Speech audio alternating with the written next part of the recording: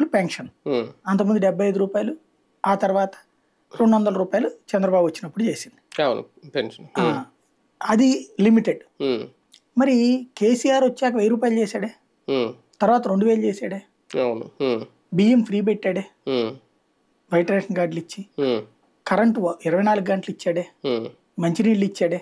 అంతకుముందు హైదరాబాద్ 4 రోజులకు వచ్చేది, రోజు ఇడిచి రోజుకి తేగలిగాడే, రోడ్లు వేసాడే, పరిశ్రమలు తెచ్చాడే. కానీ ఎట్లా ఓడిపోయాడు?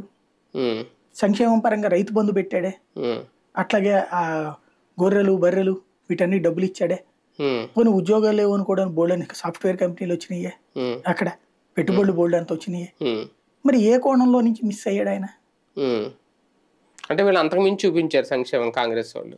ఆ రైతు బంధు కంటిన్యూ చేశారు, ఉచిత విద్యుత్ ప్రకటించారు, గ్యాస్ సిలిండర్ రేటు తగ్గించారు, ఉచిత బస్సు ప్రయాణం ప్రకటించారు. ఆల్రెడీ కర్ణాటకలో సక్సెస్ అయిన ఫార్ములా ఇక్కడ అమలు చేశారు కాబట్టి వీళ్ళు కూడా సక్సెస్ అయిపోయారు. కర్ణాటకలో ప్రచారంలో అయింది కానీ వాస్తవం అమలైందా? కానీ అది ఇక్కడ చెప్తే సక్సెస్ అయింది కదా. అంటే కేసీఆర్ ఒక రుచి చూపించాడు, అంతకంటే ఎక్కువ రుచి చూపించినప్పుడు వాళ్ళు ఓటేశారు. మరి ఆంధ్రాలోనే అంతే అవుతుందేమోగా. జగన్ ఒక రుచి చూపించాడు, జగన్ ఓ దాంట్లో 15,000 ఇస్తున్నాడు, నేను 25,000 ఇస్తానంటున్నాడు ఆయన.